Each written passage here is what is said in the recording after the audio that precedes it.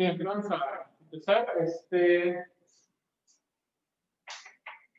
Bueno, pues vamos a comenzar con la clase de matemáticas. Muy bien.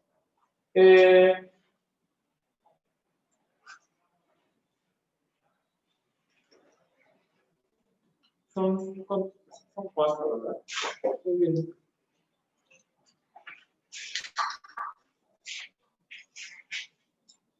Bueno, con respecto al curso, hoy por la mañana creo que estoy viendo la información de no todos los que ya estaban enterados que íbamos a iniciar el curso el día de hoy. Algunos se registraron el día de ayer o ayer. Entonces, fue muy rápido por no sé, muchos problemas ahí con la logística, pero pues ya no tuvimos, desafortunadamente cambiamos la fecha del inicio de la semana, pero el fin de semana pues, dejamos fijo para ir a dar continuidad al curso. Entonces ya iniciamos. Sobre la marcha nosotros vamos a estar agregando los detalles, ¿de acuerdo? ¿Qué detalles? Primero es, tenemos la cuestión de, primero, se les pidió lo que es el correo electrónico. El correo electrónico se les solicita, ¿por qué? Porque las clases las grabamos.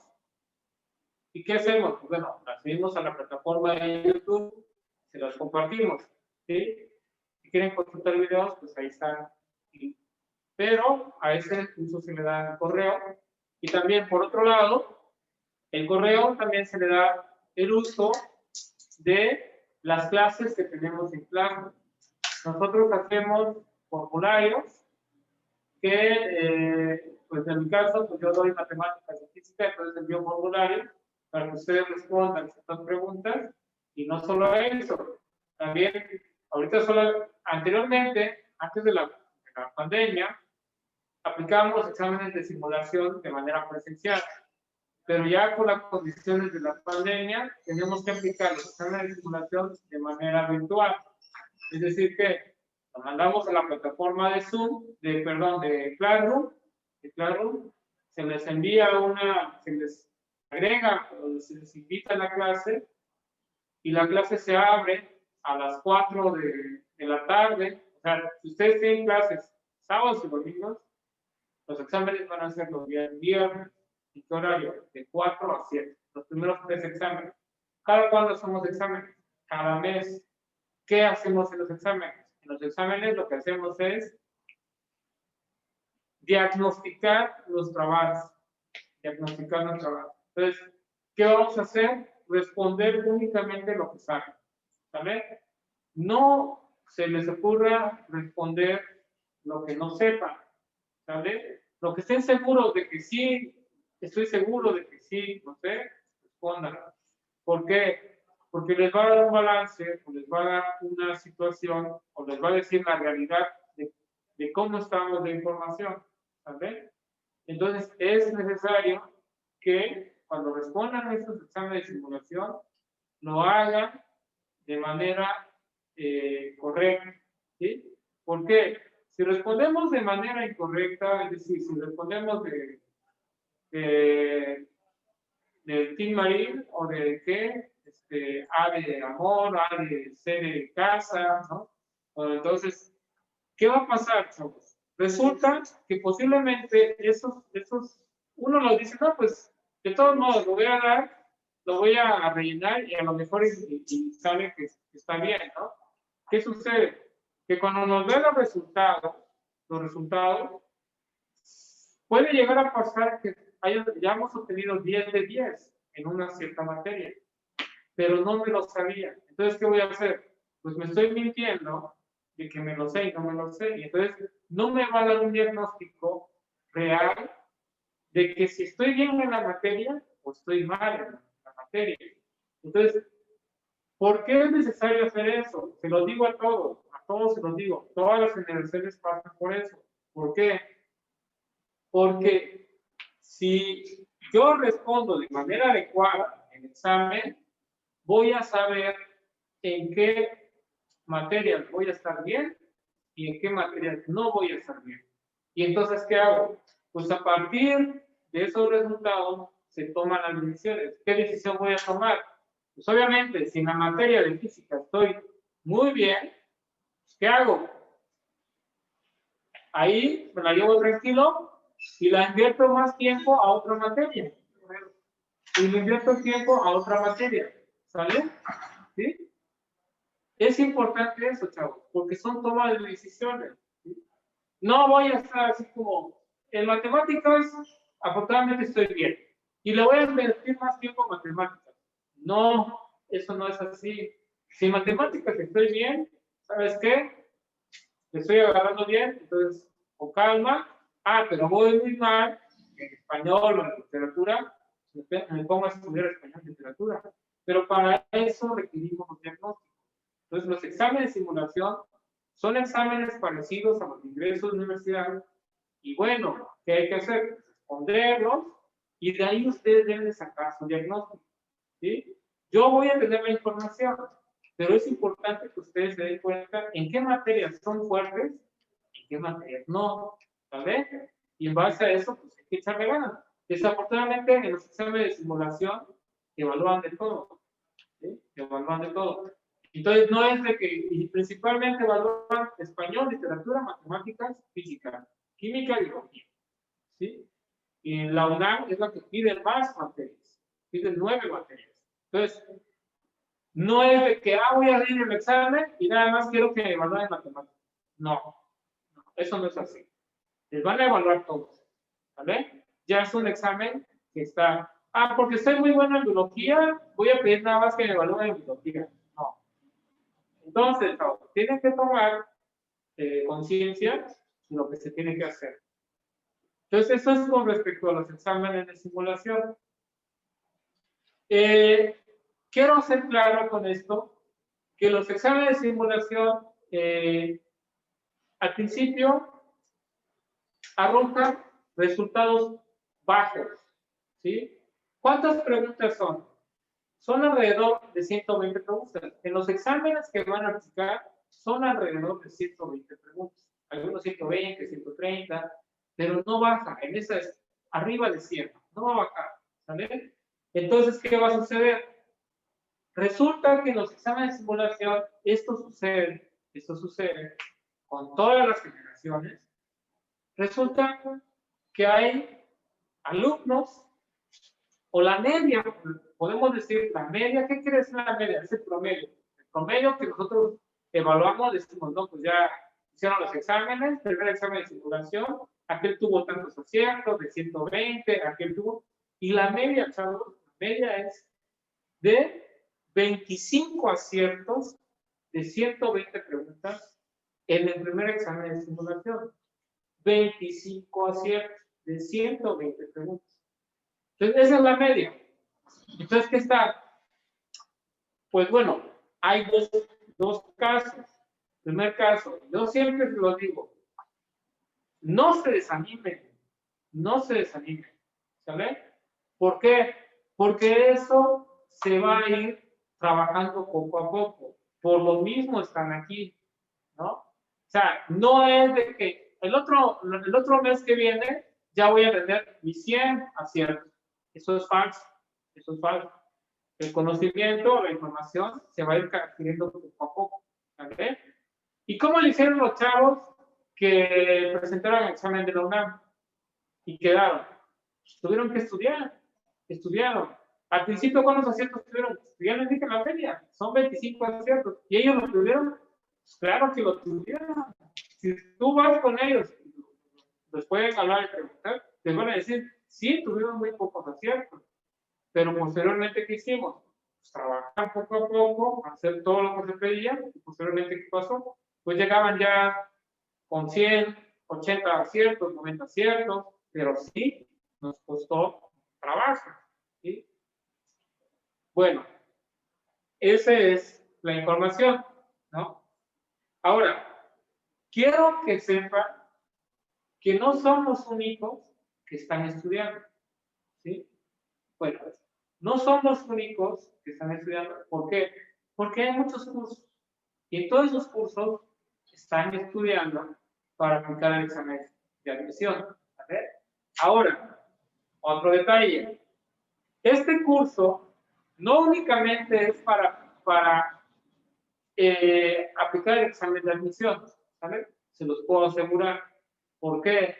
Porque los demás cursos únicamente son para aplicar el examen de admisión. ¿En qué sentido? Este curso tiene dos objetivos, chavos. Primer objetivo, aplicar el examen de admisión y que lo acredite. Y segundo objetivo, que se mantengan en la universidad. La universidad no tiene nada que ver con el bachillerato. Se lo pueden preguntar a sus hermanos, sus tíos, y les van a decir cómo se comporta la universidad. ¿En qué sentido? Que en la universidad sí hay que estudiar bastante y hay que ir preparados. ¿Por qué? Porque si no vas preparado, lo más seguro es que toque desertar. ¿Sí? No se habla eso, ¿eh? Eso no lo dice. Yo lo digo porque yo lo sé, pero eso no lo dice. Pregúntenle a sus papás, a sus hermanos, ¿cuántos desertan? ¿Por qué desertan? ¿Por qué? Porque no van preparados. Ahora, ¿qué sucede si me tomé el año sabático? ¿No? O sea, el año pasado yo no entré y no. Lo importante aquí, lo importante es prepararse, estar preparado para la universidad. Si no estás preparado, te lleva. O sea, te lleva y vas nada más, ahora sí que prácticamente a dar lo que tengas, pero pues ya sabes cómo está, ¿no? Bien.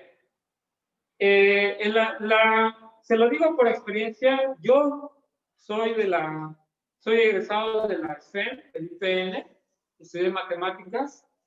En el primer semestre ingresamos en el IPN, en esa licenciatura, ingresamos 50. Al segundo semestre únicamente pasamos 5. 5 de 50. Entonces tú dices, ¿por qué los demás no pasaron? Porque hay falta de preparación. Ah, pero sí pasaron el examen. Sí, puedes pasarlo, pero eso no indica que vas a poder con la universidad. Tengan mucho cuidado. Hay compañeros, ¿por qué? Tenemos una alumna que está en la UNAM, se llama Alejandra.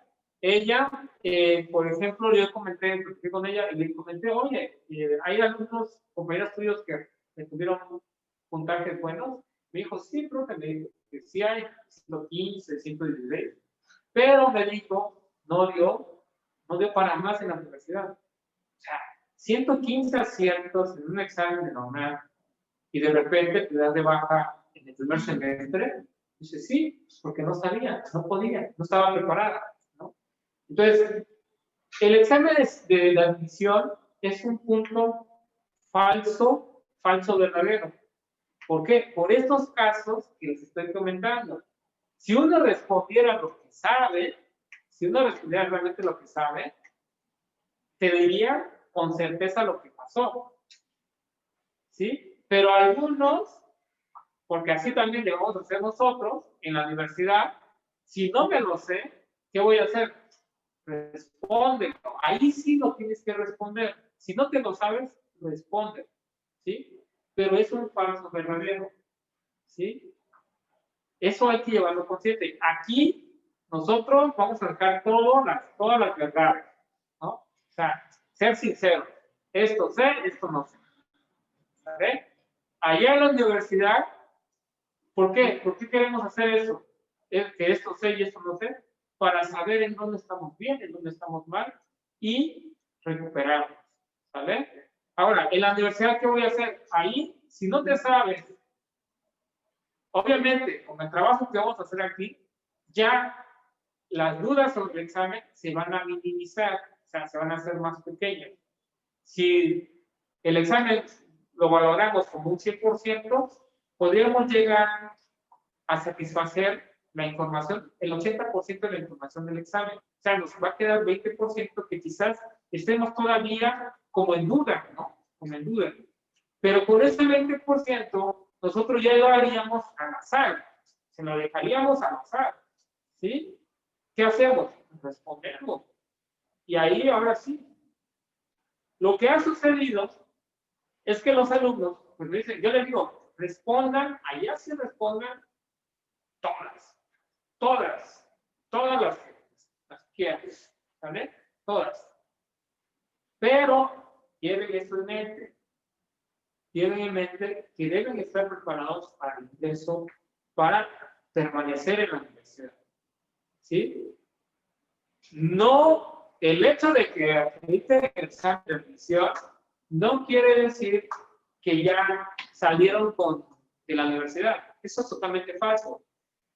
En el bachillerato, ahorita, ¿qué sucede? Uno va o hace las tareas o no lo hace, ¿qué sucede? Ah, pues ahí está tu 6 y no pasa nada. No, ya es otra cosa que se puede hacer, ¿no? Muy bien. Entonces, el curso tiene dos objetivos. Primero es que acredite su examen de admisión. Segundo es permanecer en la universidad.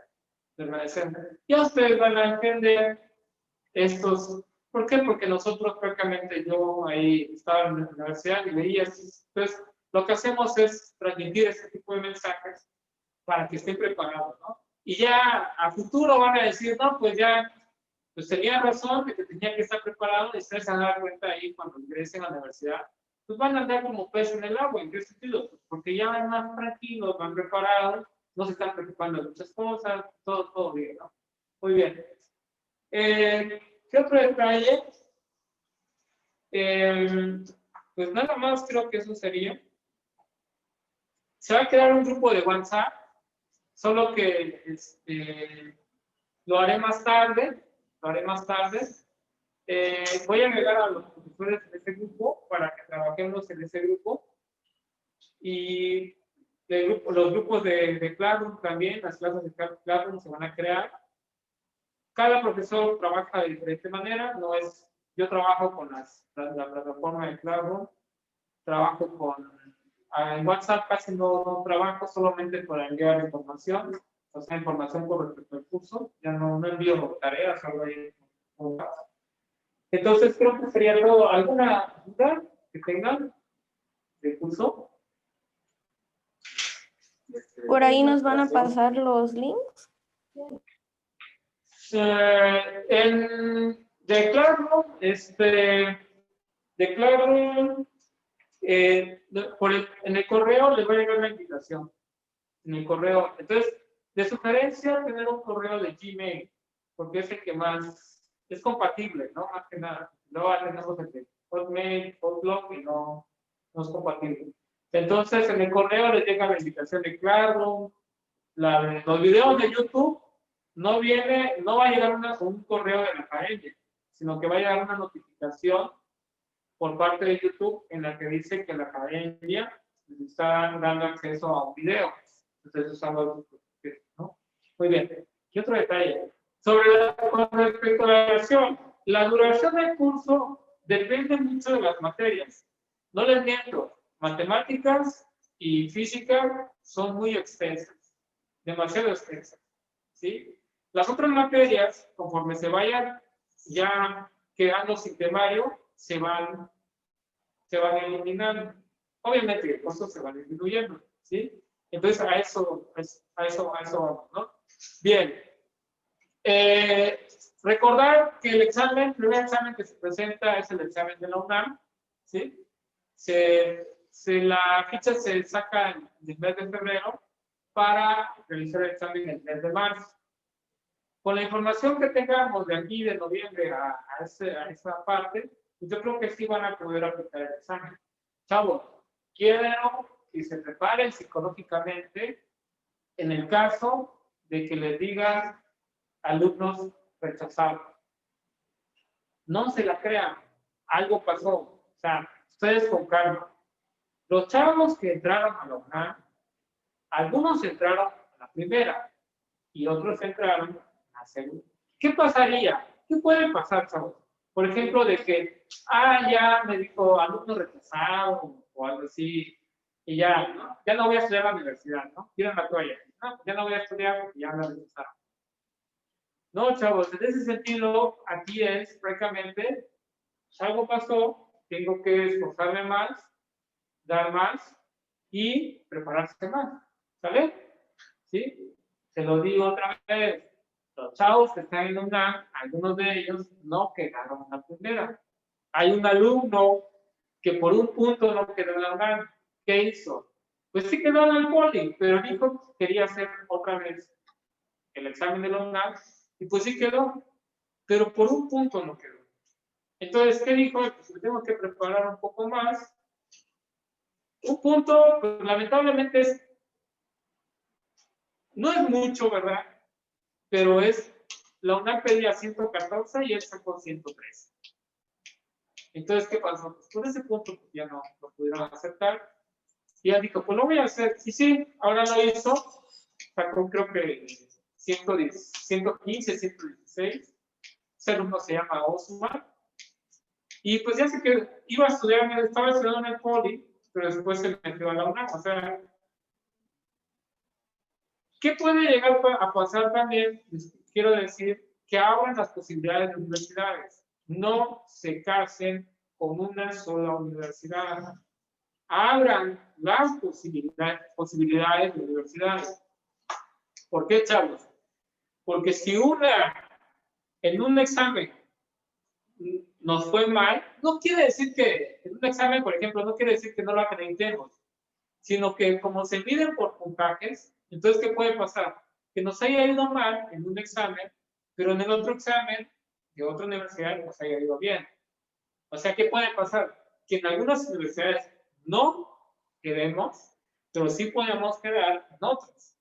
No sé, o sea, puede haber una variación. Por eso tenemos que ampliar las opciones. Ahora, ¿cuál es lo mejor que puede pasar? Quedar en todos. Quedar en todas las universidades. Y ahora sí, uno elige la que quiera. ¿De acuerdo? Muy bien. Entonces, ¿qué otro detalle? Pues nada más para ya comenzar con la clase. ¿Alguna otra duda? ¿No? Bueno, si se me va la información, poco a poco lo voy diciendo, ¿vale? Muy bien. Bien, entonces vamos a iniciar con la clase de matemáticas. En matemáticas, quiero decirles que vamos a iniciar desde cero. Quiero decirles que en matemáticas iniciamos prácticamente lo que se ve parte de la primaria, aclarar esos puntos de la primaria, que son operaciones con fracciones, aritmética totalmente. Posteriormente nos vamos a secundaria. ¿Qué es la secundaria? Álgebra, un poco de geometría, y posteriormente nos vamos a lo que se ve en bachillerato. ¿Sale? Muy bien. Entonces, iniciamos, por favor, escribimos números reales.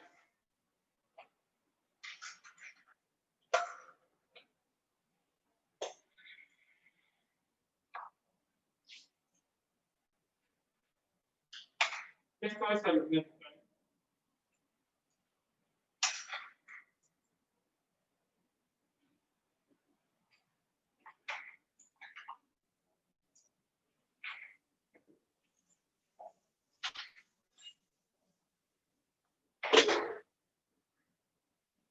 Escribimos, son todos aquellos que se representan con la recta numérica.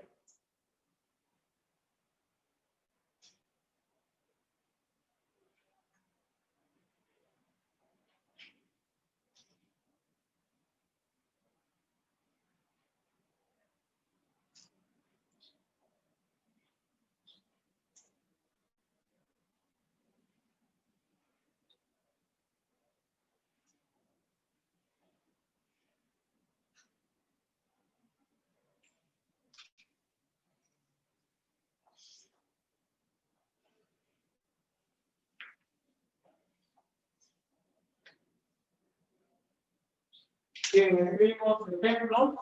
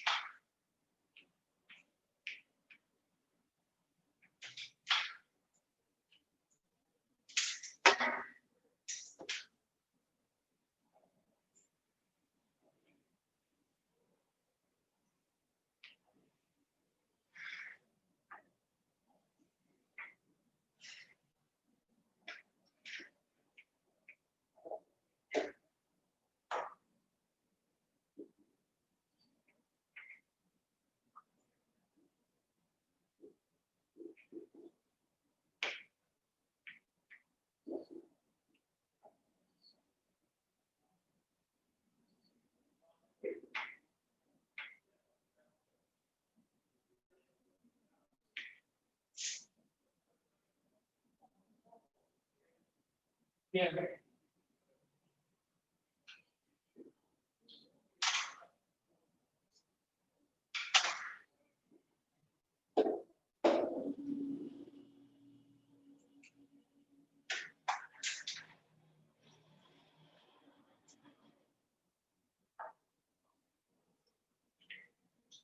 Bueno, la recta numérica, por cada punto que existe en la recta numérica, se le asocia a un número real, ¿sale? Del lado derecho de la recta numérica, todos los números son positivos, y del lado izquierdo todos los números son negativos. Por cada punto que existe en esta recta numérica, existe un número real. Y cada número real debe tener su representación en la recta numérica. ¿Sí? Hay números que no aparecen aquí. ¿Vale? ¿Qué quiero decir? Que los números reales son infinitos. Son bastantes. Son bastantes. Muy bien. Bien, tenemos un detalle. ¿Por qué? Porque los números reales sabemos que son bastantes. Pero lo interesante sería clasificarlos. ¿Vale? O lo interesante es clasificar. ¿Vale? Son números, pero de los números debemos conocer sus propiedades. ¿Por qué? Porque en base a sus propiedades podemos simplificar de manera más rápida algunas operaciones. ¿Vale? Muy bien.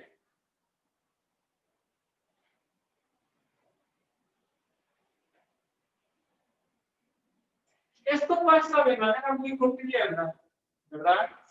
A menudo esta forma de pensar lo hacemos de manera cotidiana, ¿sí? Con el uso de herramientas, ¿sale?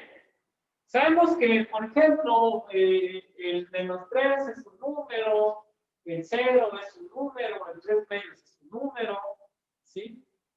Pero, ¿qué más? O sea, podemos conocer a fondo 3 medios, podemos conocer a fondo de los 2 al 0, al 2, podemos conocer a fondo, o sea, ¿qué más es? ¿No? De manera natural, nosotros, lo más común que ha estado ocurriendo, les voy a poner un ejemplo, es el ejemplo del uso de los celulares. ¿Qué sucede en el ejemplo del uso de los celulares? Si alguien se compra un celular, si es tu amigo, familiar, ¿qué es lo más común? O sea, tú sabes que es un celular. ¿Y qué sucede? Es un celular. ¿Y para qué se ocupa el celular? Comunicarse, estar en las redes sociales, ¿qué más?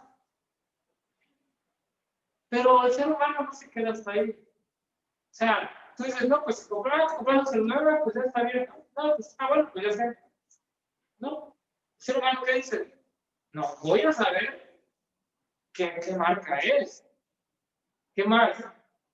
Voy a conocer las características del celular.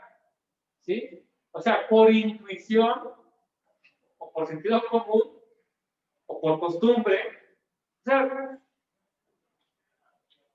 ¿sí entienden lo que está pasando? ¿Sí? O sea, tú dices, no, pues me compré un celular. Pues ya se lo compró. O sea, no basta con que ya lo diga. Si se compró un celular, ¿qué? O sea, me compré un celular hoy. Ah, bueno, está bien. ¿Por qué? Porque lo vas a usar y ya. ¿Y qué no quieres conocer más? Pues no, porque yo no lo voy a ocupar. Tú no lo vas a ocupar, no vas a saber eso. ¿A mí de qué me sirve? No, pero no somos así. El ser humano es, quiero saber qué es, si es mejor que el mío, ¿no? Quiero clasificarlo, quiero conocer sus características, quiero saber qué marca es, ¿sí? Pues lo mismo sucede en matemáticas. En matemáticas, sí es 3 medios. ¿No? En el sentido como ser humano no es quedar nada más, sí, 3 medios, 3 medios, 2 es 2, nada más. No. ¿Qué características y qué propiedades podemos encontrar a los números? ¿Sí? La misma lógica que le aplican a un celular, a un compra de herramientas digitales, no sé, cualquier X razón, no sé, cualquier cosa que se compra, que lo están preguntando, ¿no? ¿Qué marca es? ¿Qué es esto? ¿No? Pero en cuestión de ciencia, se aplica la misma lógica. O sea, ¿qué caramba? O sea, -3, ¿qué es? ¿Sí? ¿Cómo lo podemos clasificar? ¿Por qué no quedamos hasta que es un número? ¿De qué otra manera podemos interactuar? ¿Vale? Bien, entonces viene una clasificación de los números. ¿Vale? ¿Qué vamos a hacer?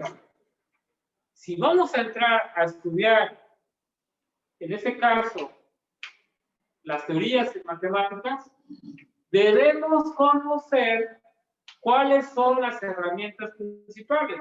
Pues en estos casos, conocer los que viven ahí. ¿Sí? ¿Por qué? Porque tenemos que construir. ¿Sabe? ¿Qué hace un carpintero para poder construir? Primero, debe conocer sus herramientas. Debe saber utilizarlas. Y después, ¿qué hace? Se pone a construir. Nosotros en matemáticas hacemos todo lo contrario. No conocemos nuestras herramientas y queremos construir. ¿Y qué va a pasar? ¿Qué sucede? Pues no construimos nada. ¿Sí? ¿Qué sucedería si un aprendiz, ¿no? ¿O qué pasa? Hey, vente aquí a trabajar aquí en esta obra, ponte a hacer esto, te voy a decir qué. Y lo va a hacer, ¿no? Pero yo te dije que no sabía. Pues las consecuencias se van a dar, ¿no? Entonces, vamos a entrar en matemáticas, vamos a conocer quiénes son nuestros tipos, queremos conocerlos bien para poder profundizar. Si no reconocemos quiénes son, no vamos a poder profundizar. Y sobre todo, simplificar. ¿Vale? Muy bien. Entonces, escribimos clasificación de los números reales. Escriban clasificación de los números reales.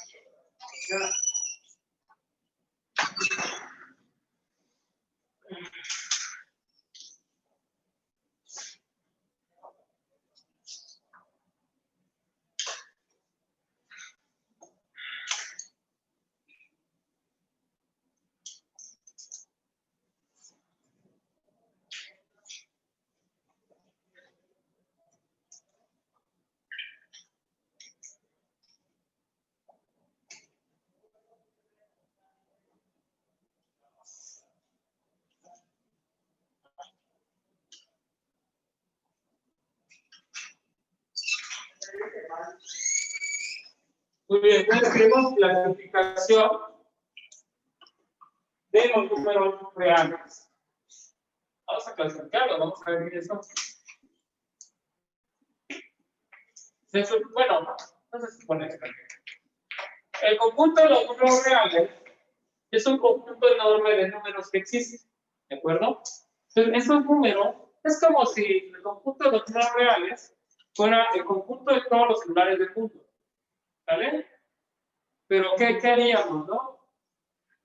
Para no tener todo revuelto, ¿qué haríamos? Lo más común sería clasificarlo por marcas. Lo más común, o sea, igual, agarras un conjunto de zapatos en tu armario, ¿sí? Y tú dices, ¿cómo lo clasifico?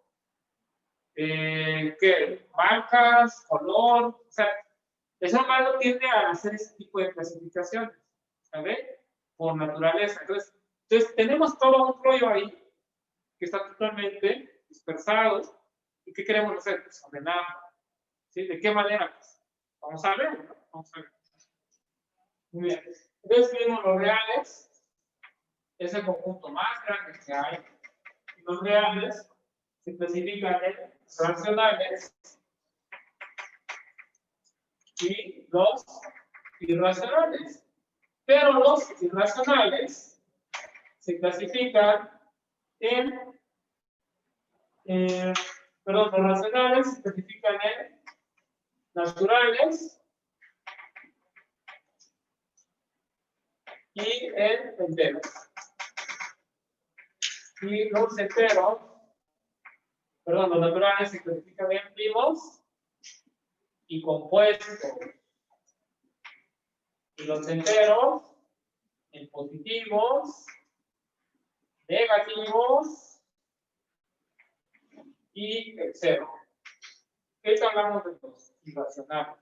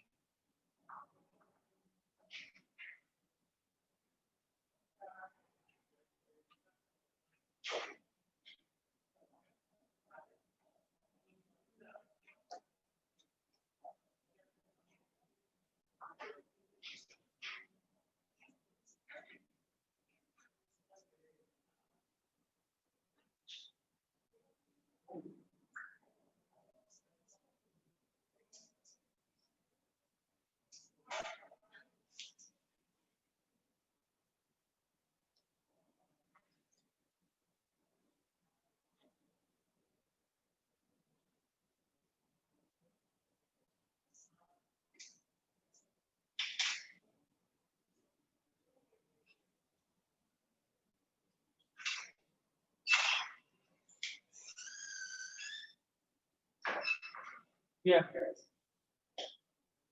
Vamos a iniciar con la primera parte de esta clasificación con los números naturales. ¿Vale? Noten que hay una parte que está totalmente clara, que son los números irracionales.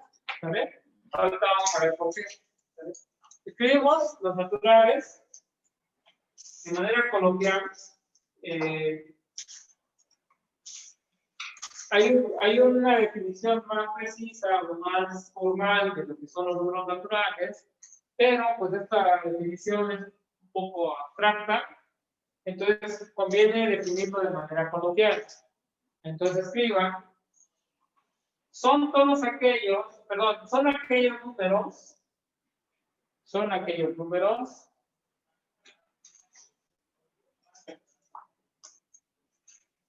que se utilizan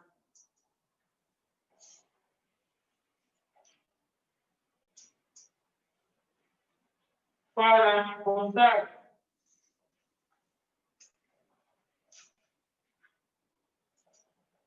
y el conjunto es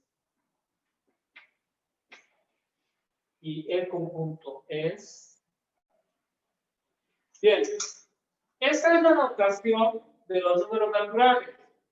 Es una n con otra barra extra. ¿Sabe? Bien. Y el conjunto es Lo siguiente que voy a notar es, esto indica el conjunto de los números naturales es igual, esta es la notación de conjunto. Siempre que escriban entre llaves, en matemáticas, bueno, siempre que se dé de esta forma la ecuación, habla de notación de conjuntos. Bien. Entonces, n es igual, a ver, ¿desde qué número empezamos a contar? Si tenemos un conjunto de sillas y nos ponemos a contar desde el 1. Muy bien. ¿Y hasta dónde terminamos?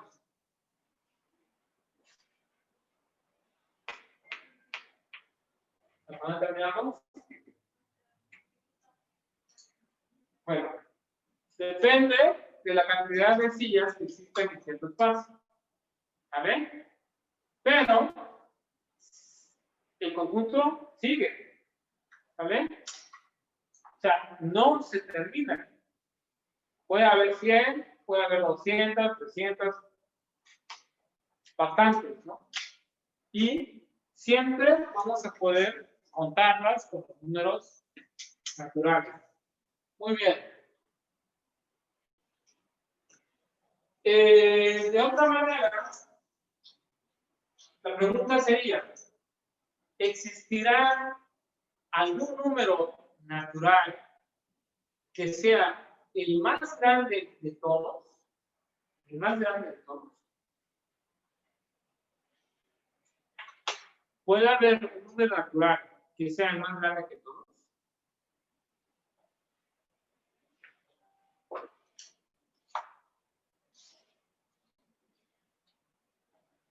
¿Qué podemos decir?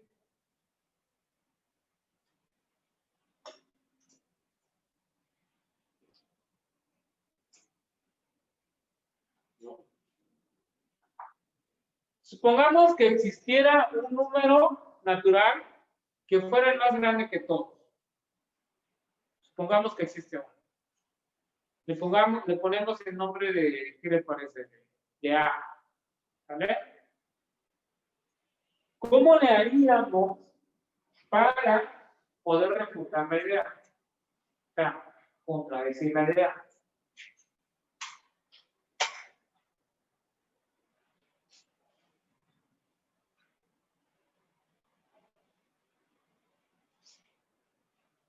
Observen bien cómo se construyen los números naturales. ¿Cómo están construidos? Después del 1 sigue quién. Pero el 2 proviene de quién. Del 1 al qué. Al sumarle 1. ¿Verdad? Del 3, ¿quién vendría? 4. Al 3 le sumo 1, me da 4. ¿Sí? Ahora, si alguien viene y me dice, este es el número natural más grande que todo, que sea, pues para refutar la idea, simplemente a A le sumo 1, ya tengo un número natural. ¿Sí? ¿Sí?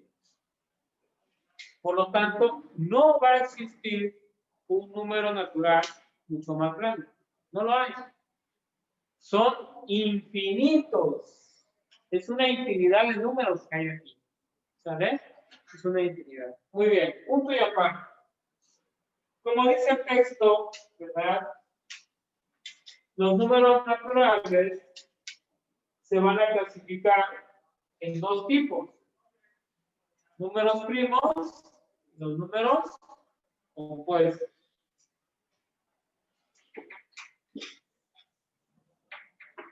Bien. Punto y aparte, números primos.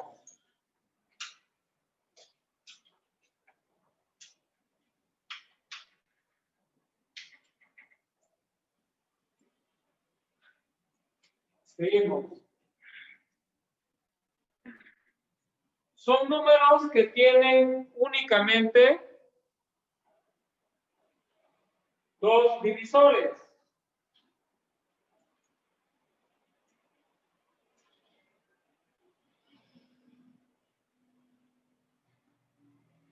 son números que tienen únicamente dos divisores, coma, la unidad y el propio número. La unidad y el propio número.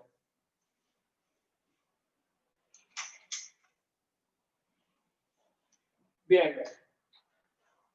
Primero es, ¿qué vamos a entender por divisores? ¿Vale? Además, estamos clasificando a los números naturales. Vamos a ver quiénes de estos números que están aquí son números primos. ¿Cuál es la condición para que sea primo? Que debe tener exactamente dos divisores. ¿Quiénes deben ser los divisores? La unidad, que es el 1, y el mismo número. ¿Saben? ¿Qué entendemos por divisores?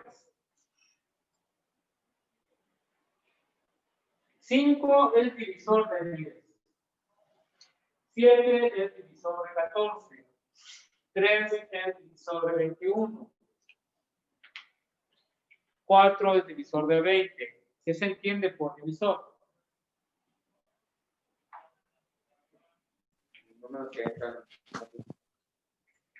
De manera podemos decir completa, ¿verdad? ¿Algo más en sentido de operaciones?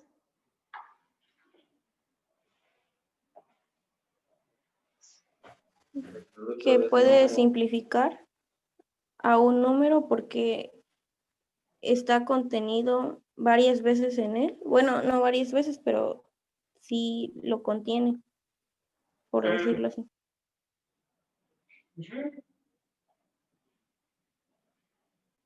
Sí, es similar a lo que dijiste. O sea, en el sentido de, o sea, hay una representación de ese número varias veces, ¿no? Por ejemplo, estamos hablando que el 3 es divisor de 21. ¿Sí? Entonces, ¿en qué sentido? Vámonos a las operaciones.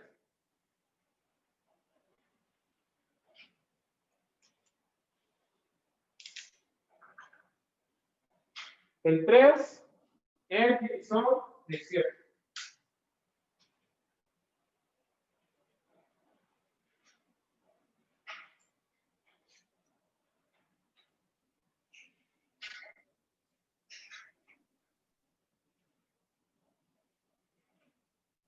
El 4 es divisor de 20. El 2 es divisor de 10. También es divisor de 4, divisor de 6. ¿Qué entendemos?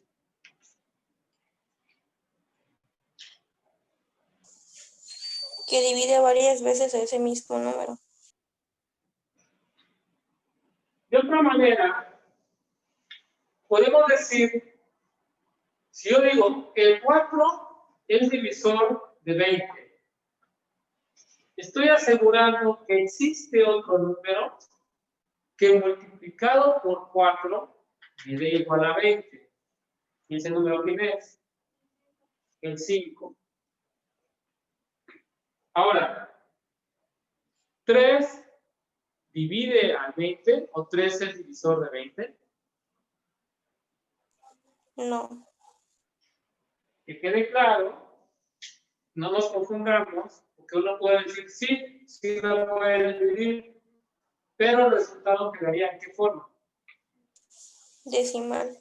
Exactamente. Entonces, cuando decimos de que es divisor, tengan mucho cuidado. 4 es divisor de 20. Ah, ¿qué quiero decir? Que va a existir otro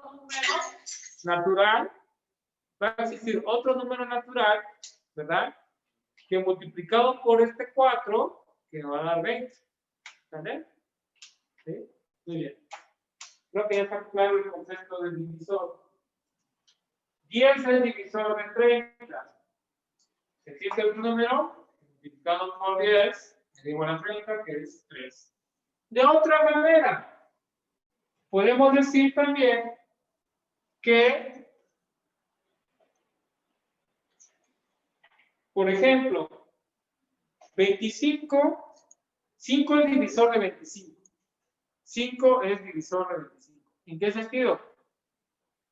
Que existe otro número que multiplicado por 5 me da 25. ¿Quién es? Es el mismo 5. ¿Sí? Y en otro sentido, podemos decir, ¿verdad? Que el 25 aparece en la tabla de multiplicar el 5 como resultado. El 21 aparece en la tabla del 3 como resultado. El 27 aparece en la tabla del 3 como resultado. Por eso el 3 es divisor de 27. ¿Vale? Muy bien. Bueno, ¿qué queremos hacer con los números primos? Primero es saber cuál de estos números que están aquí, cuál de estos tienen exactamente dos divisores. ¿Quiénes deben ser? La unidad y el mismo número. ¿Vale?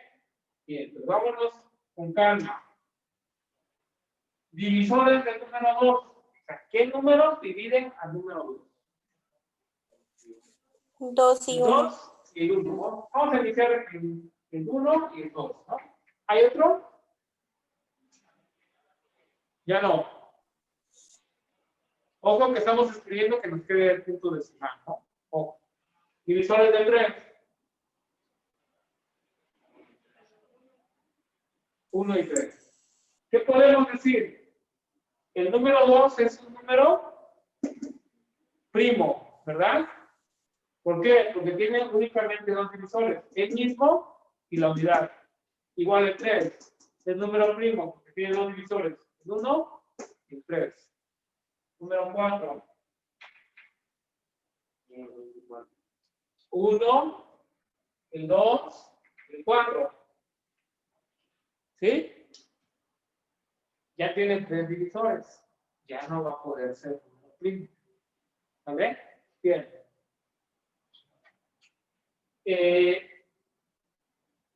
Encuentren los números primos que están entre el 1 y el 20. ¿Quiénes son los números primos? El 1 y el 20.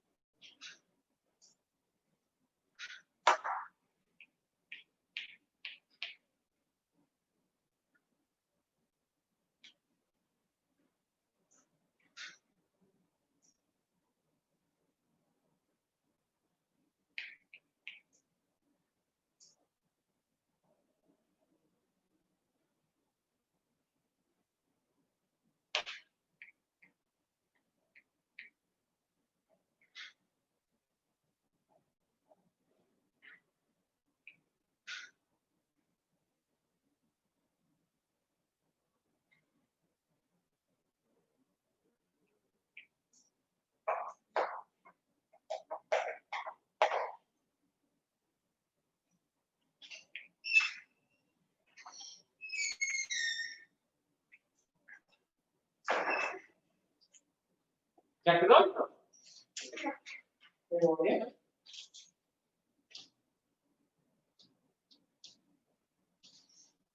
Pero esos son los famosos números primos. De los números primos, pues vamos a una breve descripción.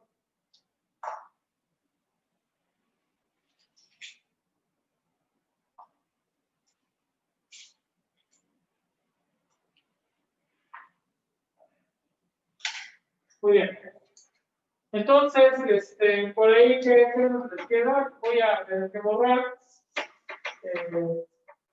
Entonces ponemos aquí a los números primos. Tenemos al 2, ¿verdad? ¿Qué sigue? El 3, ¿y más? El 5, bien, ¿y más? 7. No. A ver, cuidado. El 9. 11.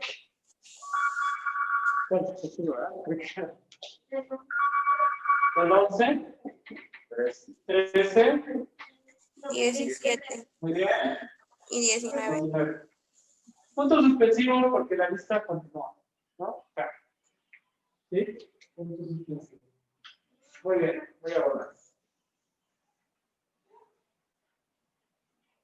Bueno, antes de concluir con los números primos, ¿vale? Antes de concluir con los números primos,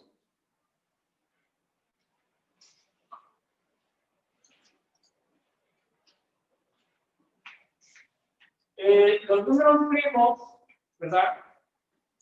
Noten que no hay un comportamiento tal cual que nos diga, tal número va a ser número primo. O sea, lo único que se puede asegurar es que el único número par que es primo es el 2. Después, ¿qué decimos? Todos los demás son impares. Pero no todos los números impares son primos. Como por ejemplo, ¿cuál? El 9 es impar, no es primo. ¿Sí? El 15 también. Entonces, estos números primos no tienen una manera correcta o una fórmula de cómo obtenerlos. Más que qué, más que por su pura definición. ¿Cuál es la definición? Que únicamente tengan dos divisores. ¿Cuáles son? El 1 y el mismo número. Bien. ¿Qué pasó aquí? Observen los espacios. Observen bien todo. De 2 pasa al 3. ¿Sí? Y después dijimos, el 4 no es, el 5 sí es. Después, ¿qué sucede? El 5 sí es, el 5 sí es, el 6 no es, y el 7 sí es. Después, ¿qué? El 7 se pasa hasta el 11. ¿Vale? Aquí ya pierde la secuencia. Pues. Aquí, como que se va comportando de que los impares ya van a ser. Pero después te dice, no van a ser los impares, todos los impares. Ya sacan 9. Después, ¿qué sucede? El 13, después se va con el 17, después se va con el 19. ¿Sale? ¿Qué sucede con estos números primos? Que no hay un orden como tal, no hay una fórmula como tal, no existe una fórmula que te diga, con esta fórmula vas a obtener a los números primos. Como por ejemplo, ¿cuál fórmula? La fórmula de los números pares. ¿Sí? ¿Quieres obtener un número par? Multiplica nada más por 2. ¿Quieres obtener un número impar? Multiplica por 2n más 1. ¿Sí? Un número impar. En ese sentido, los números primos hasta ahora es objeto de investigación. ¿Sabe? ¿Por qué? Porque no tienen un orden. Por eso es objeto de investigación. Pero, actualmente, a los números primos se les da uso. ¿Saben? Bien. Uno ahora lo está haciendo de manera manual. O sea, voy a conocer quiénes son los números primos. ¿Cómo le hago? No, pues Divido, encuentro sus divisores, cuántos divisores tiene, si tiene 2 divisores, es número primo, si no, no es. Pero con herramientas informáticas o herramientas de programación, uno puede programar y calcular de manera rápida los números primos. Hasta ahora hay computadoras que se dedican a calcular números primos, ¿de acuerdo? Muy bien. Entonces, ¿qué uso se les ha dado a los números primos? En matemáticas y, bueno, en ciertas materias, podemos decir de seguridad, la gran seguridad informática, puedo decir, en ciertas materias, bueno, hay una materia que se llama, bueno, un área que se llama la criptografía, ¿sí? O la criptografía, más que nada, puede ser la teoría de códigos, ¿no? La teoría de códigos, en la que prácticamente, que es prácticamente codificación. ¿De qué sirve la codificación? ¿Qué es la teoría de códigos? ¿Qué podemos conocer como teoría de códigos? ¿Qué es lo más común? ¿Qué es la teoría de códigos? O sea, ¿de qué sirve?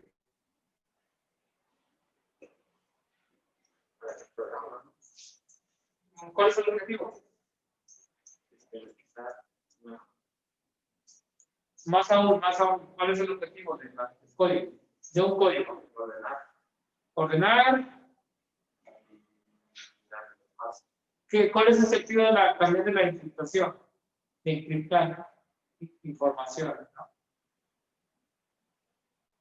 De encriptar, de código.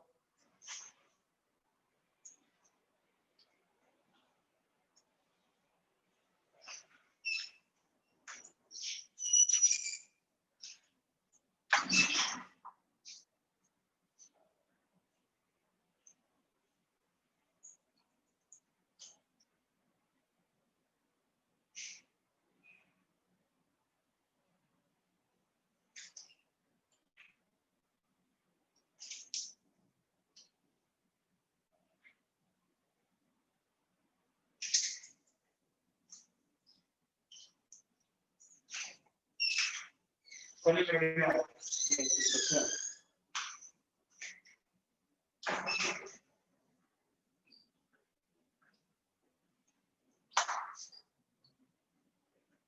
¿Cuál es la idea del código, no? ¿Qué hace cómo es la idea del código? De codificar algo, de encriptar algo, de encriptar información a través de códigos. Pues la idea es que asegurar información, ¿sí? Que esa información no solamente los que sepan los códigos pueden tener acceso a esa información, ¿sabes? Solamente los que tengan los códigos van a tener acceso a esa información, ¿sí? ¿En qué sentido se da esto la teoría de los códigos? Lo más común, anteriormente, sin las herramientas que tenemos ahora, que son los celulares, ¿qué sucedía? Sucedía que cuando alguien quería informarle a otro compañero de alguna otra cosa, lo que era comúnmente era enviar papelitos, ¿no? De un lugar a otro, sin la herramienta de los celulares, ¿no? Entonces, ¿qué pasaba? Que cuando alguien presentaba ese papelito, porque se corría el riesgo, o sea, es una cuestión muy básica, pero se lleva mucho nivel, en otro nivel, pues, un nivel más sofisticado, ¿no? O sea, cuando tú envías información, cuando ustedes envían un correo, cuando ustedes envían un mensaje de WhatsApp, todo está encriptado y todo está codificado. ¿Por qué? Porque puede haber intrusos, los intrusos que pueden hacer, cachar el mensaje, recibirlo, ¿sí? Y hacer mal uso de esa información. Los sistemas bancarios, ¿qué sucede? Estás enviando información en una aplicación, puede haber un intruso que recibe todos tus datos, información, y puede hacer mal uso. Entonces, a nivel muy a ras de suelo, es lo que pasaba en la escuela. Envías un mensaje, un papelito, pero lo pueden interceptar, ¿sí? Y al ser interceptado, se corre el riesgo de ¿qué? De que se sepa lo que tú querías que fuera confidencial. Ahí está.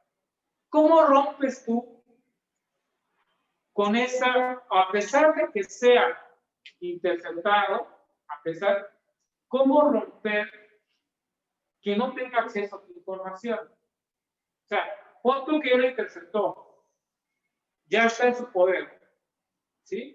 ¿Cómo hacerle para que no tenga acceso a esa información? Lo va a poder abrir, pero al abrirlo va a encontrar algo que ¿cómo hacerle? O sea, ¿cómo hacerle? Va a encontrar un código que tendrá que descifrar. Exactamente. Va a encontrar un código que va a tener que descifrar. Y ahí, totalmente, si es muy listo, porque en eso son los hackers, si es muy listo, va a poder descifrarlo.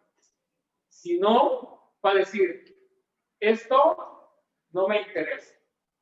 ¿Sí? ¿Qué va a hacer? Tu información sigue siendo confidencial. ¿Qué haces? Crea un sistema de códigos en el que ¿qué? La información sea confidencial. Bueno, sistemas bancarios funcionan con la misma lógica. Encriptar información. A pesar de que los hackers encuentren o intercepten su información, ¿qué tienen que hacer los bancos? ¿Qué hace WhatsApp? ¿Qué hace Facebook? ¿Qué hace? Entonces, tienen que encriptar la información. ¿Sí?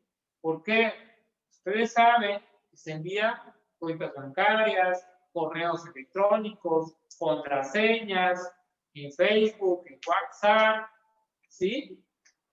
Entonces, ¿qué haces? Pues WhatsApp, Facebook, tienen que tener una seguridad. Entonces, ahí entra lo que es la teoría de códigos, ¿verdad? De encriptación de información. ¿Qué tiene que ver los números primos? Pues resulta que los números primos es una parte importante para encriptar información. Pero ¿cómo? Porque están totalmente desordenados. O sea, Periodo trabaja con números primos de este nivel, o sea, trabajan con números primos más grandes. Como los números primos no hay una fórmula, un orden, al menos el que lo hizo es el que va a saber qué es lo que dice. Pero si no lo hizo él, va a ser casi imposible, casi imposible, conocer qué es lo que está metido ahí. O sea, es información encriptada a base de números primos. ¿Sí? ¿Por qué? Vuelvo a repetir, porque no hay un orden en los números primos.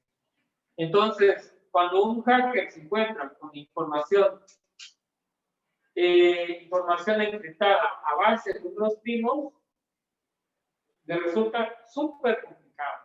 Sistemas bancarios, todos trabajan con información de números primos, ¿sí? Información encriptada. ¿Sí? ¿Por qué? Es un sistema tremendo esto. O sea, es una cosita de nada, como la definición lo dice. Es un número que dividido que tiene que haber dos divisores. El 1 y el mismo número. Y con eso encuentras a esos números. Bueno, pero a la encriptación, o sea, lo que hacen es todo lo contrario. Ellos se encriptan a través de números primos ya conocidos, ¿sí? Y sin ningún orden. O sea, no es que va ese número primo y después va al siguiente. No.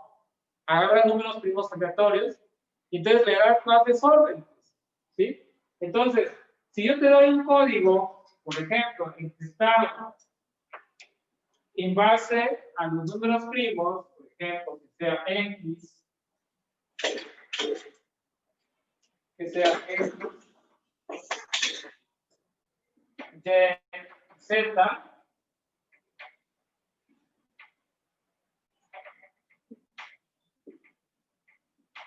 Sí, tal cual. Así nada más la información. X, Y, Z. Que aparezca ahí. Pero esto va a estar relacionado, por ejemplo, a un número primo, escribimos 19, y este va a estar relacionado a 5, y este va a estar relacionado a 3. ¿Sí? Si logra descifrar esto, o sea, ¿quién va a ser X, Y, Z? ¿No? Entonces la información va a venir así, encriptada, ¿sabes? Pero le va a costar saber quién es X, Y, Z. Y eso puede venir como producto. Pero aquí lo indispensable es, ojo, aquí estamos trabajando con números primos muy chiquitos. Pero cuando trabajas con números primos más grandes, se dificulta más. ¿De dónde proviene? ¿Quién es? ¿Cómo le hizo? ¿Sí? O sea, se pierde totalmente la idea. Únicamente que lo hizo, vas a saber qué es lo que hizo. ¿De acuerdo? Por eso es importante la cuestión de los números primos. Esta teoría de encriptación lo usamos, se usa, es un lenguaje cotidiano. ¿Sí? Encriptamos palabras, ¿sí? No sé, señas, a través de señas, símbolos, ¿no? Información, ¿vale? Bien. Entonces, los números primos en matemáticas es objeto de estudio todavía. Todavía es objeto de estudio. Son infinitos. Infinitos números primos. Bien, escribimos punto y aparte, números compuestos.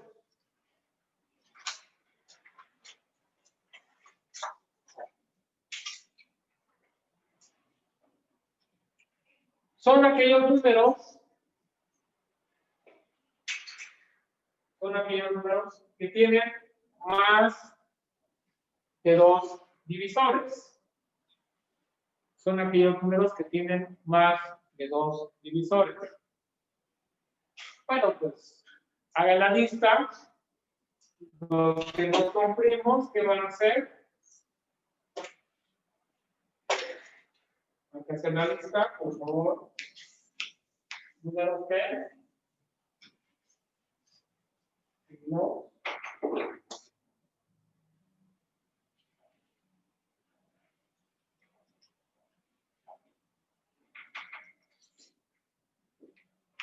Los primeros, los que se encuentran entre el 1 y 20, son los números compuestos.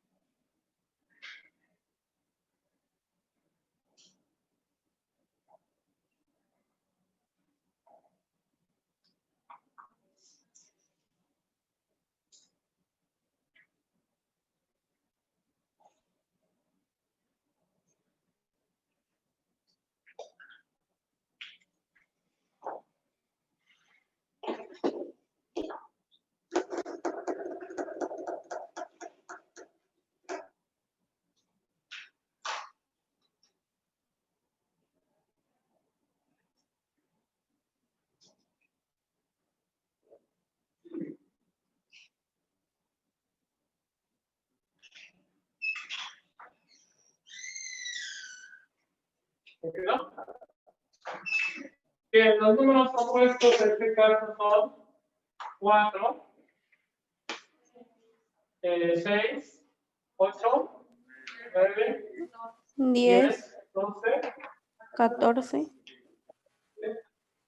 15 15, y 20, ¿no? Ah, perdón. Y 20. Puntos expresivos porque la lista continúa, ¿no? Bien. ¿Cuál es el único número natural que no aparece en ambas listas? Bueno, que no se ve. ¿Quién es? El 1. Cero. El 1 se va a decir que no es ni primo ni compuesto. Sí se va a decir que es un número natural, pero no es ni primo ni compuesto. ¿Vale? De los demás, ya podemos decir algo más. Otra propiedad, otra característica. El 2 es un número natural y también es un número par, otra que es también primo. El 15 es un número natural y también es un número compuesto. ¿Vale? Entonces ahí, en los números naturales, o son primos o son compuestos. ¿Vale? Bien. Punto y aparte, nos vamos con la materia de física.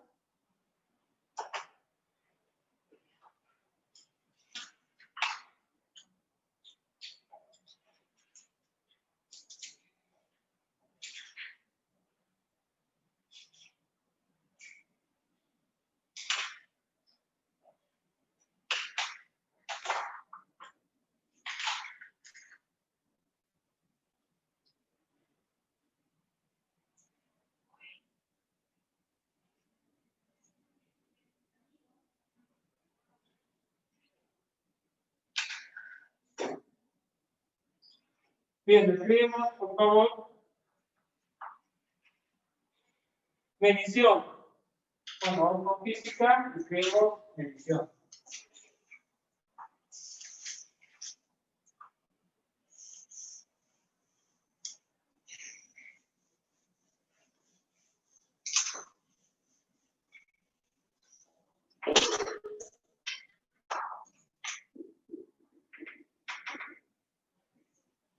Punto y aparte. Escribimos introducción.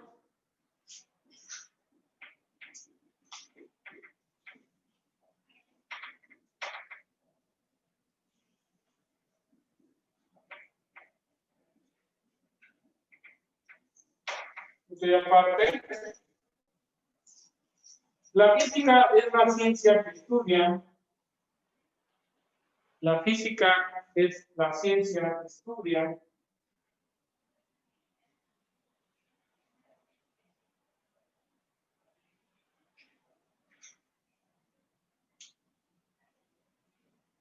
los cambios que experimenta la materia. Los cambios que experimenta la materia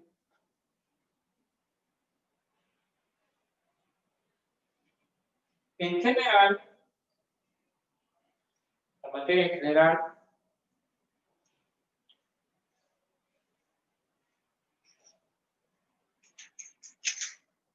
con respecto a su posición,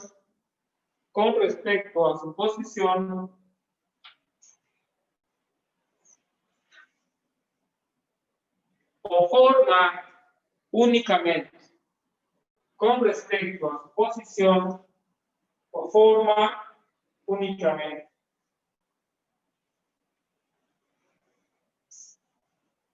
Punto y aparte.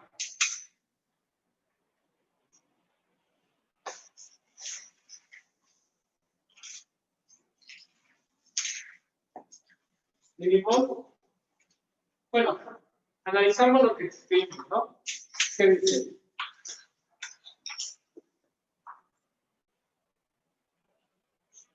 Es la ciencia que estudia los cambios que experimenta la materia con respecto a su posición o forma únicamente. Bien, podemos notar que la física podemos decir que es de manera superficial. Vean, de cierta manera no se mete a gran profundidad. Pero, pero más adelante, en estudios más avanzados, se habla de lo que se llama la física, ¿me fue el nombre?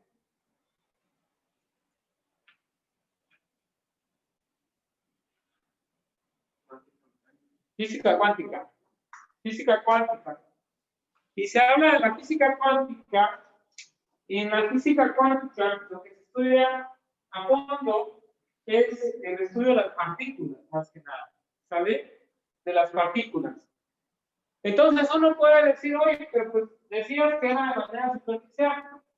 Sí, pero cuando está metido con la física cuántica, únicamente se está estudiando el comportamiento de las partículas. No se está modificando absolutamente nada. Sí está cambiando lo que es la posición, está estudiando con qué velocidad se mueve, toda esa información, pero no hay cambio de estructura molecular. La física no entra con el cambio de estructura molecular, ¿sí? Si está estudiando un cierto material, ese material únicamente va a estudiar sus componentes y de qué manera si hay un cambio, de qué manera se está dando un cambio. Mas no se mete con el estudio, con el cambio de la estructura molecular, ¿sale? ¿Quién se hace cargo de ese cambio? La estructura molecular, la química. Ese es objeto de estudio. Entonces, la física tiene objetos de estudio a nivel macro. ¿Por qué a nivel macro? ¿Quién estaría a nivel macro? ¿Qué objetos de estudio? O sea, a grandes cantidades, a extensas. Más aún, todavía se sale del concepto donde estamos metidos. Se va a la cuestión del universo. ¿Sí? Todavía hasta allá llega la física. Ese es el de sentido macro. Y en el sentido micro sería, pues, la física atómica. ¿Sale? La física cuántica, ¿no? ¿Sale? Muy bien. Punto y aparte. Escribimos fenómeno físico.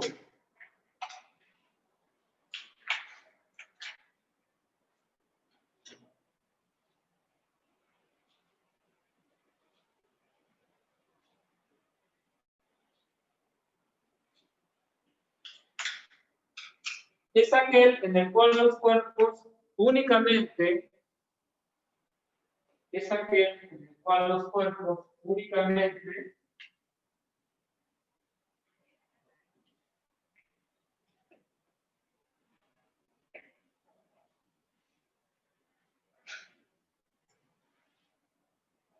modifican su forma o posición. Modifican su forma o posición.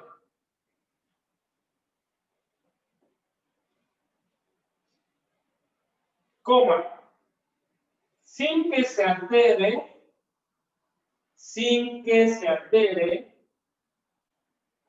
su estructura molecular. Sin que se altere su estructura molecular.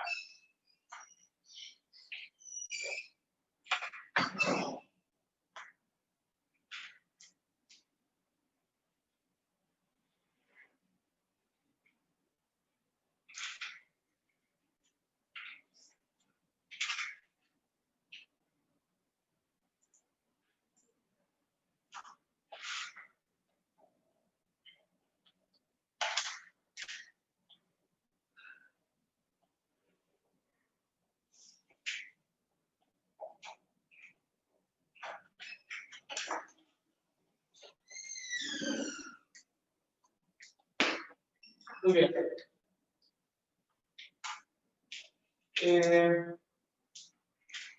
Justo y aparte vimos ejemplos. primer ejemplo.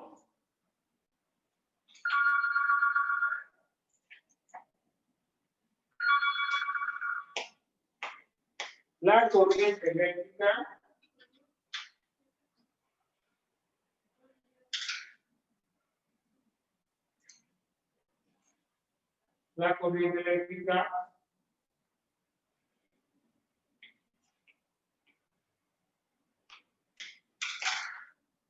que circula por un conductor. La corriente eléctrica que circula por un conductor.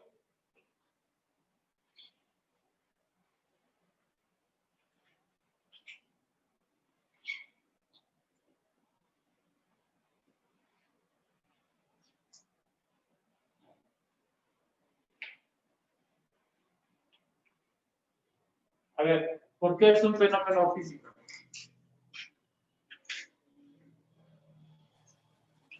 Porque es un cambio en el que no se modifica su estructura molecular, solamente cambia de posición o cambia de forma.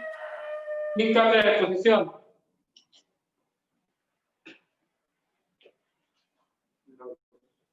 El cuerpo.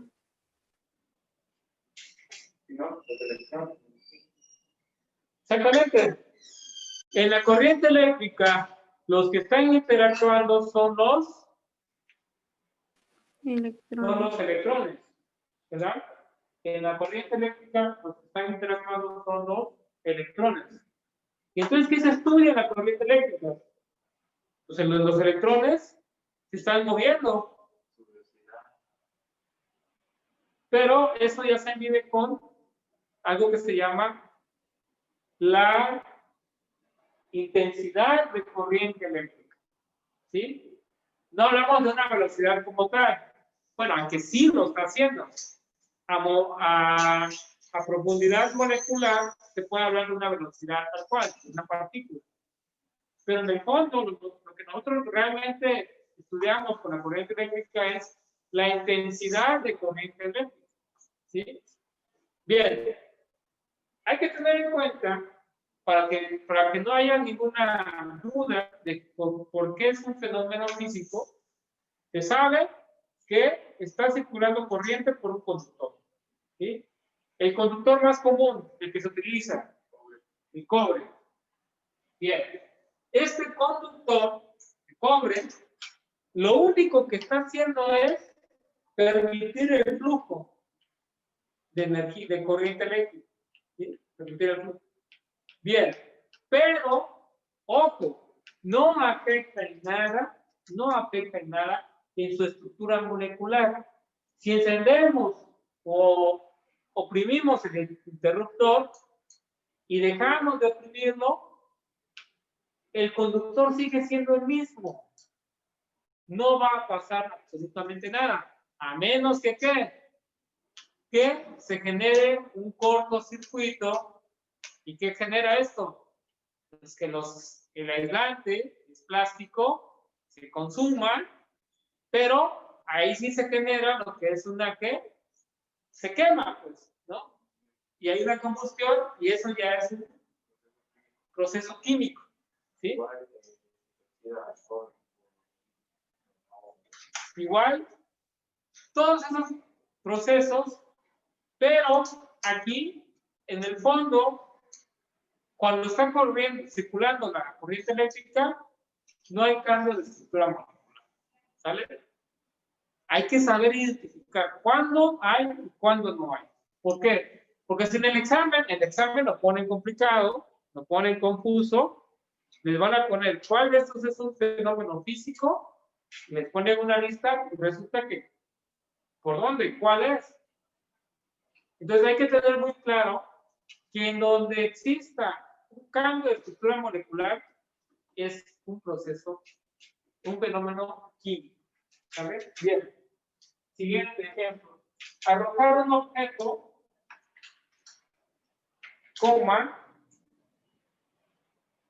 desde un edificio.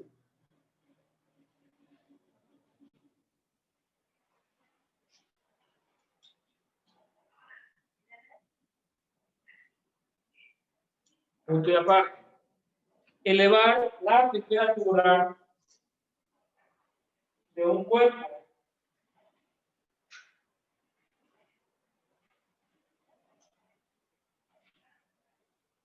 Punto de aparte. Seccionar una varilla. Bien, seccionar es sinónimo de cortar.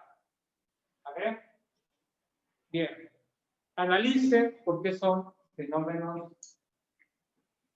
físicos.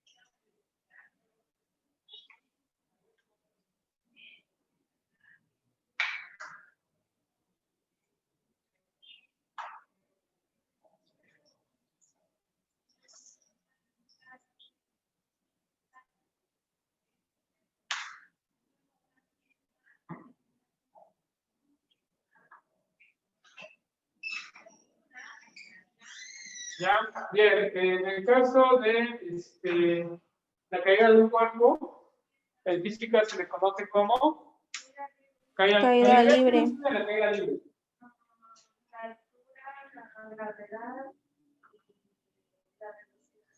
Bien, estudiamos que caída libre, la velocidad de impacto, Altura. el tiempo de impacto, tiempo que dura la trayectoria, ¿qué más? La altura a la que fue lanzada. Y bueno, sabemos que de por sí entra la gravedad, ¿vale? Y bueno, en su momento vamos a estudiar lo que es caída libre, ¿vale? Bien. Elevar la temperatura de un cuerpo. Bueno, ahí por qué sí es un fenómeno físico? Pues cuando uno arroja un objeto, ¿sí? Despreciando la función del aire y todos esos detalles, vamos a hablar más adelante, cuando uno arroja un objeto, o sea, una sandía, uno se le ocurre aventar una sandía desde un edificio. La sandía cae y al momento de impactar, ¿qué va a pasar? Se rompe, se destroza, ¿sale?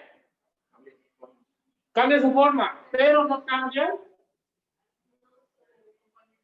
su estructura molecular, o sea, sigue siendo una sandía, exactamente, ¿sí? ¿Sí? Entonces, en el fondo, pues no hay cambio de estructura molecular, ¿no? Bien. Siguiente, elevar la temperatura de un cuerpo, ¿no? ¿Qué pasa? Lo más común, poner agua a hervir, ¿sí? Se está hirviendo el agua, ¿qué sucede? Empieza a sacar, ¿qué? burbujas, y si se pasa, ya el proceso después de hervir, empieza a sacar vapor. Pero el vapor, ¿qué sigue siendo? Vapor Agua. de agua, ¿no? Es decir, no hay cambio de estructura molecular. El agua sigue siendo agua, ¿sí? Cambio de estado, ¿no? Bien, siguiente. Seccionar una varilla. Eso es cortar una varilla. Cuando cortan una varilla, ¿qué sucede?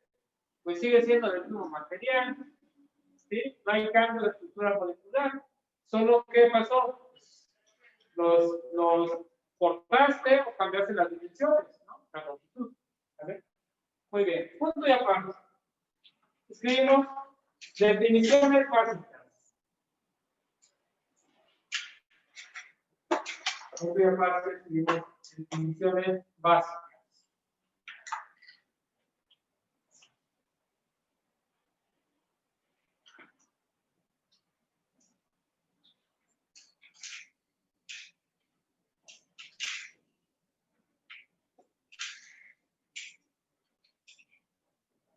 Punto y aparte. Magnitud.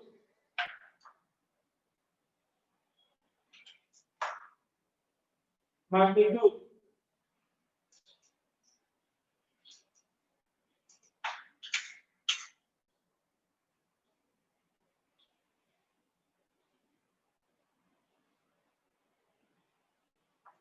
Punto y aparte. Es todo aquello que puede ser medido. Es todo aquello que puede ser medido.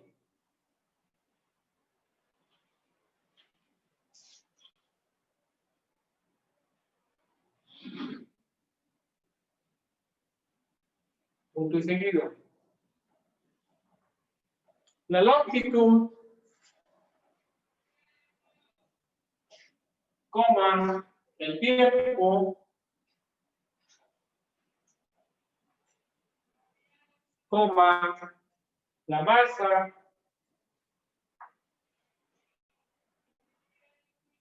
coma, la superficie,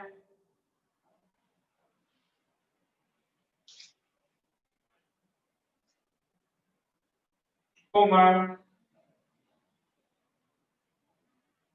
la fuerza,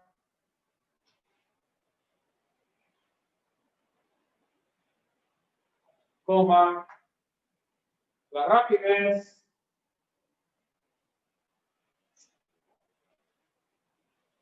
coma,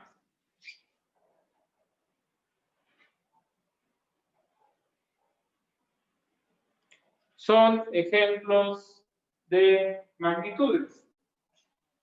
Son ejemplos de magnitudes. Punto y aparte. Quiero que piensen en otro ejemplo de lo que pueda ser magnitud. A ver.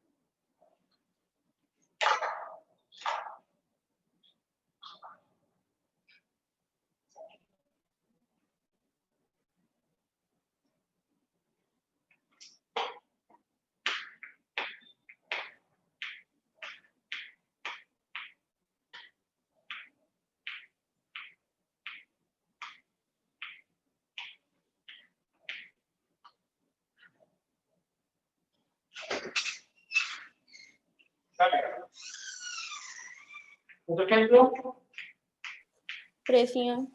puede ser magnitud. ¿Cuál? Presión. Presión, ¿qué más? Densidad. ¿Cuál? Densidad. La densidad. Temperatura. La temperatura. El O sea, ¿qué volumen. dice aquí el texto? Que todo aquello que pueda ser medido es una magnitud. A ver, muy bien.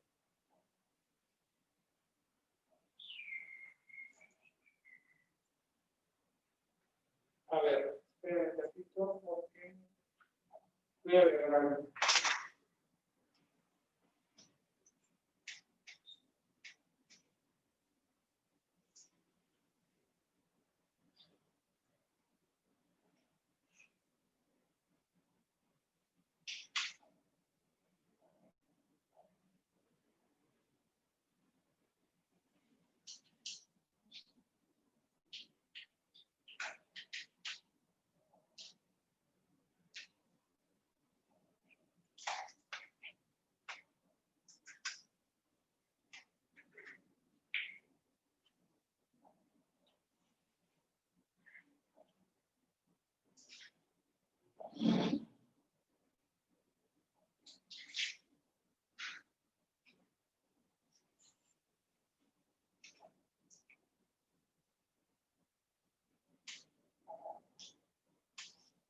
¿Punto de acuerdo escribimos?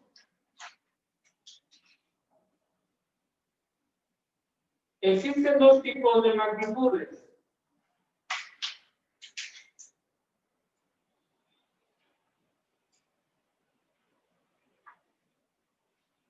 Dos puntos de aparte. Las escalares y las vectoriales.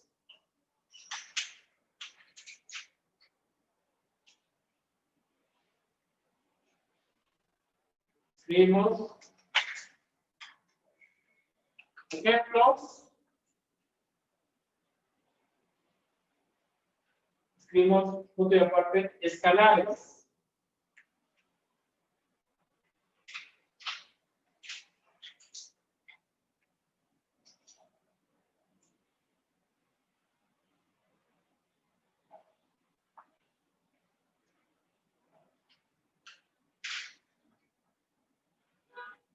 Dos puntos aparte.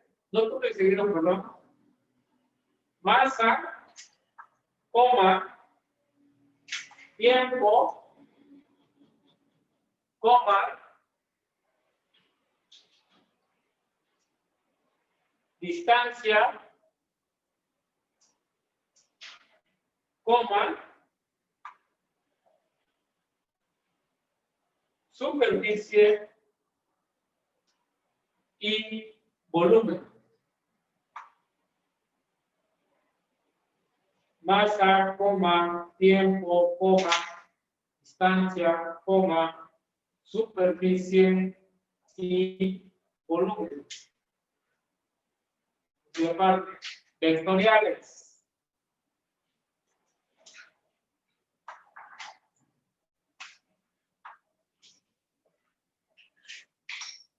Dos puntos y seguido. Velocidad, coma, aceleración,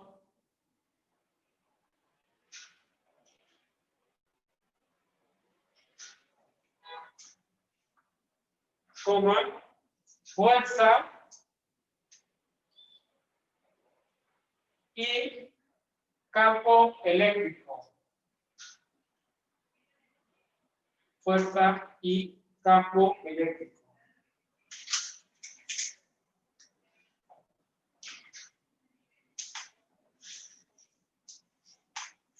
Bien. Concluir por qué, cuál es la diferencia entre una y la otra. ¿Por qué algunas son escalares y por qué algunas son vectoriales? Tenemos unos ejemplos ahí de quiénes son magnitudes escalares y quiénes son vectoriales, ¿no? Pero concluir por qué. Hay que pensar.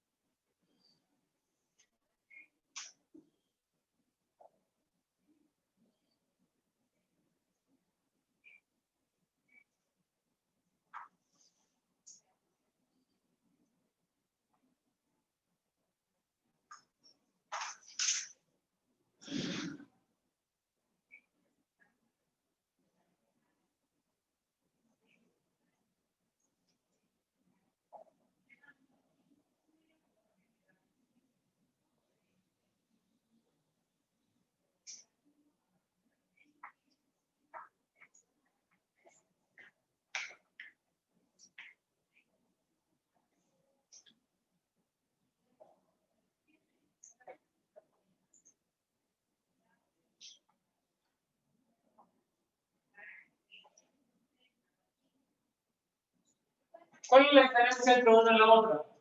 Que una magnitud sea escalar y que la otra sea vectorial. Creo que la escalar trata hacia. Usted puede decir que hacia algo que está perteneciente hacia la vista. Porque de masa, superficie, volumen, quiere decir que está el cuerpo que lo vemos. La vectorial sería que tiene una dirección y un sentido para decir que es una magnitud vectorial. Y la escalar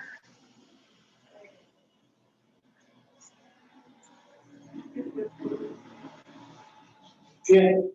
Estos conceptos son conceptos.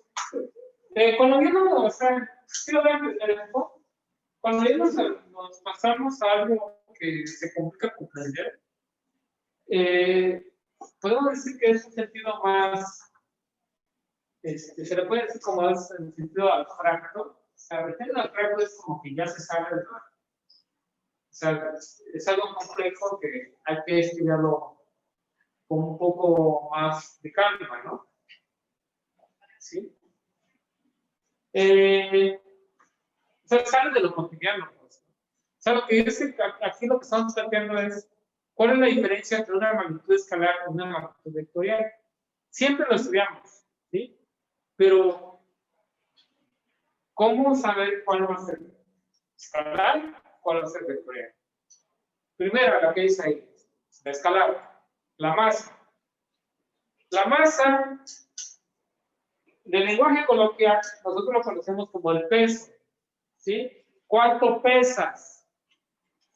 ¿Qué decimos? Peso 50, 60 kilogramos, ¿sabe? Pero realmente en física, para física, eso es la masa corporal, ¿sí? Bien, pero cuando uno dice, por ejemplo, podemos hablar en términos de física, ¿cuánta masa corporal tiene? ¿No? ¿Cuánta masa tiene? ¿No? Entonces tú dices 50, 60 kilogramos. Estamos hablando de física, ¿no? Ya. Entonces ahora dices, no. ¿Es suficiente que te diga eso? O sea, 50 kilogramos y 60 kilogramos. ¿Con eso ya es suficiente? ¿Es toda la información que basta para conocer la masa? Sí. O sea, con eso ya te das una idea, y ya tienes idea de lo que está pasando. ¿Sí? ¿A qué temperatura estamos? Pues 38 grados Celsius, ¿no? ¿Qué? ¿Con eso ya basta en lo que está sucediendo? No. O sea, ya con esto te das una idea de lo que está pasando, ya está completa la información. Porque esas son magnitudes escalares. ¿Sí? ¿Qué son las magnitudes escalares? Son números acompañados con una unidad. Nada más. Es decir, con que te den el número y la unidad, tú ya tienes una idea clara de lo que te está diciendo. ¿Sabes? Ahora, ¿qué pasa con las magnitudes vectoriales? ¿Sí? Hay viento con una velocidad de 85 kilómetros por hora. ¿Es suficiente con esa información? No. Hay viento con una velocidad de 85 kilómetros por hora. ¿Qué nos hace falta? La dirección y el sentido. Necesita un sentido, una dirección, ¿sí? Porque está incompleta la información. Por eso es una magnitud vectorial, que le tienes que decir hacia dónde está para que se entienda. ¿Por qué?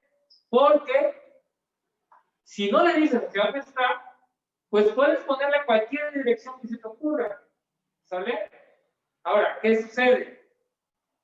El automóvil se fue con una velocidad aproximada de 20 kilómetros por hora.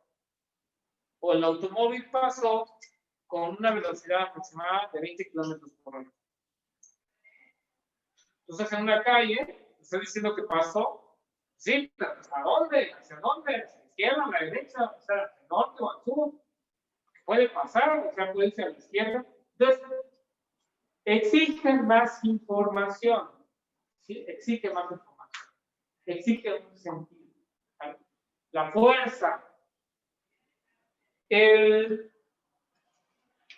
señor aplicó una fuerza de 50 newtons para mover un objeto. Bien. La aplicación de la fuerza debe estar bien aplicada para que genere un movimiento. Si no la aplica en una dirección, en una buena dirección, no genera movimiento. Quiero mover un automóvil. Pues la fuerza se la tienes que aplicar en el mismo sentido en el que está el automóvil. En ese eje. ¿Sí? No, pues voy a aplicar la fuerza hacia arriba para mover el automóvil. No. Por eso la fuerza es vectorial. ¿Sí? ¿Por qué? Porque importa el sentido y la dirección hacia donde lo estás aplicando. La velocidad es vectorial. ¿Por qué? Porque importa el sentido y la dirección hacia dónde se está aplicando, hacia dónde se está yendo, hacia dónde se está moviendo. ¿Sí? Ahora, la temperatura. No, pues son 38 grados Celsius en dirección norte. No tiene sentido. Con que te diga que son 38 grados Celsius, es la temperatura del ambiente en cualquier punto. ¿Ya? ¿Está claro?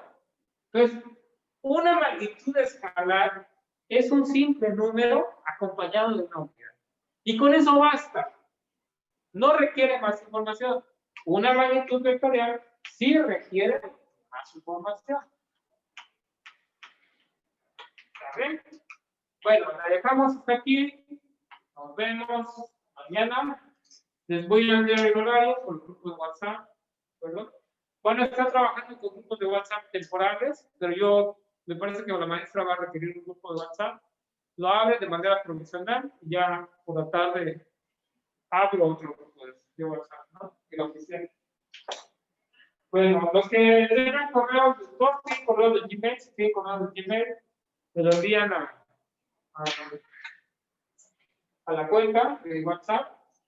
¿Qué es lo que está llenando, no? Mañana nos vemos. Les voy a enviar el horario también, ¿vale? Para ver si nos vemos a qué hora nos vemos mañana. ¿Vale? Si ya se lo enviamos. Me envían los correos si son de Gmail y ya con esto. porque algunos ya los solicité y son de Gmail, ya no hay problema. Si no, hay que crear una de Gmail y me lo envían para que yo lo tenga. ¿Ok?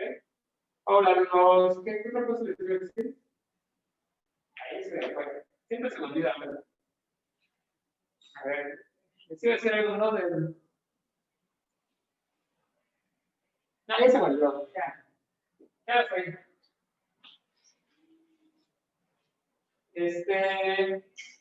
No, sí les iba a decir algo. No, es que no me acuerdo, se me olvidó.